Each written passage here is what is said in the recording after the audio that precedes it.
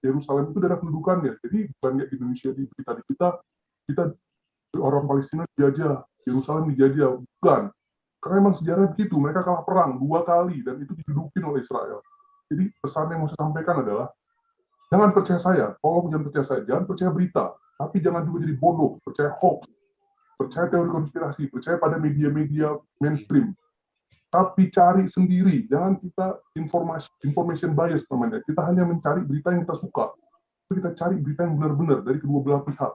Supaya apa? Supaya kita jangan bodoh. Dari zaman dulu kita bodoh ini. Kita suka sekali. Saya bingung sekali ini. Saya bingung sekali orang Indonesia suka sekali teori konspirasi.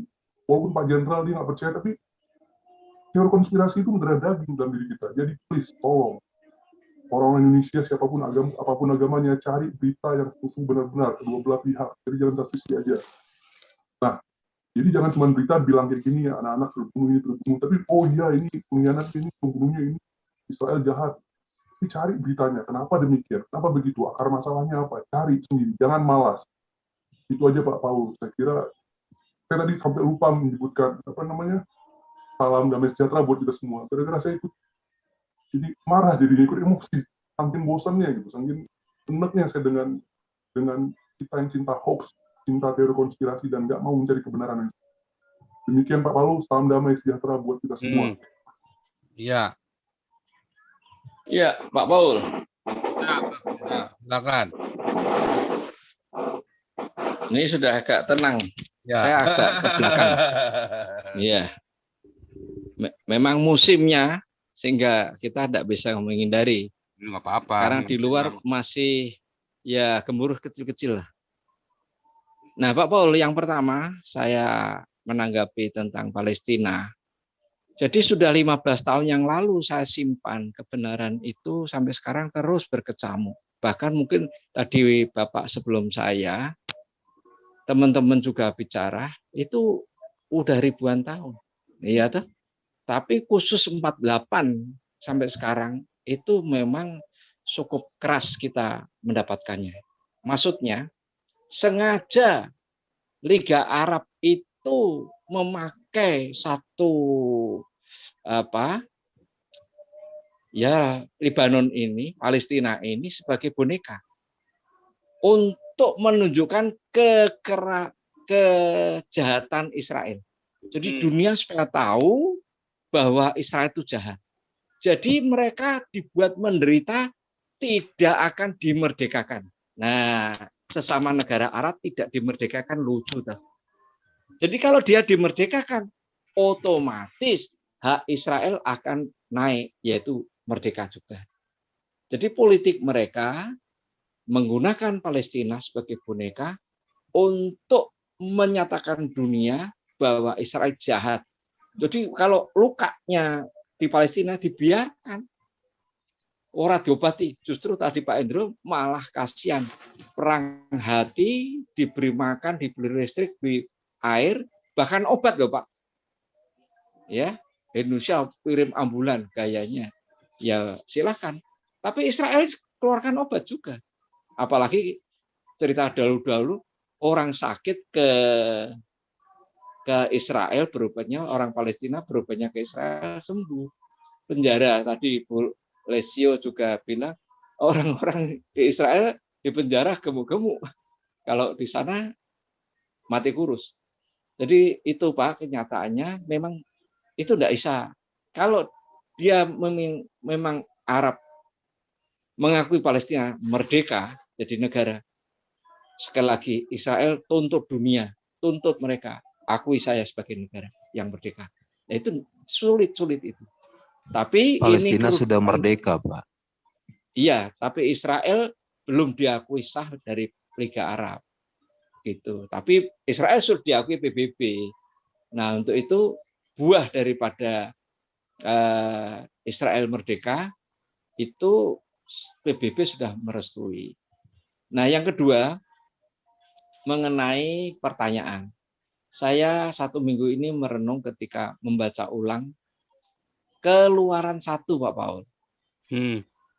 Ratusan tahun, 430 tahun Israel di Mesir itu hilang. sejarahnya, nggak tahu ceritanya 400 tahun itu kayak apa. Tapi muncul generasi di mana keturunan Firaun ini nggak kenal sejarah Israel, lagi-lagi dijadikan budak akhirnya, lalu ditekan sampai Musa bangkit dan dua. Lah, tolong Pak Paul, ini sejarah yang hilang. Kejayaan Israel sejak Yusuf dengan orang Israel di pertanian itu, kok tidak ada reformasi, tidak ada gejolak baru bahwa dia menanjak berhasil. Itu hilang di dalam sejarah. Nah, itu kehilangan jejak itu. Tiba-tiba pasal 2 sudah ada penekanan sampai bayi laki-laki dimatikan. Nah, itu tolong Pak Paul, mungkin bidang sejarah itu yang hilang itu bagaimana? Terima kasih Pak Paul. Maksudnya yang hilang apanya, mau diapanya gimana? Sejarah Israel dari 400 tahun itu tidak ada naiknya, tidak tahu turunnya, tiba-tiba pasal 2 sudah menjadi negara, jadi budak, keturunan Firaun tidak mengenal Israel, Dan di sehingga Keluaran Israel, itu ya? Keluaran 2 itu pamornya hilang, jadi budak. Nah, itu hilang sejarah itu 400 tahun kemana dan apa? Bagaimana kita hilangan sejarah? Memang Alkitab mempunyai prinsip yang tidak ada garis merahnya. Keselamatan itu secara teologis saya belajar tidak dimasukkan. Tapi kita terdidik dengan bicara-bicara belakangan ini, bagaimana peran bangsa Israel setelah Yusuf itu hilang, yaitu naik ke Kanaan. Itu menarik sekali. Tapi kenapa 400 tahun itu tidak ada kejayaan, tidak ada sejarah, dan hilang? Itu yang agak menggugah pikiran. Walaupun tidak ada kaitan dengan benang merah keselamatan di dalam Tuhan. Terima kasih, Pak. Oke, mungkin teman-teman ada yang mau menanggapi dulu nih. Malam Pak Paul. Siapa nih? Abu Nawas, boleh? Ya, Mana selamat orangnya malam. nih? Belum mandi Pak Paul. Nggak apa-apa.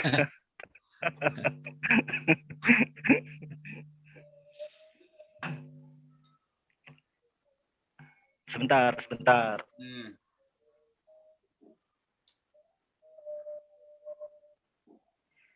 Ini gelap nih di sini. Begini, selamat malam semuanya. Untuk menanggapi itu, Pak, siapa menanggapi yang Bapak itu sejarah itu?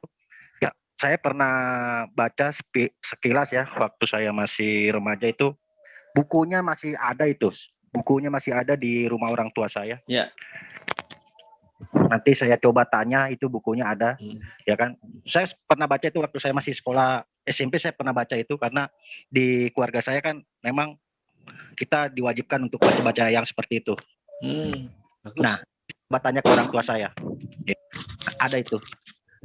Nah, kalau masalah perang-perang apa ini Palestina dengan Israel, ya cerita lama lagi ya.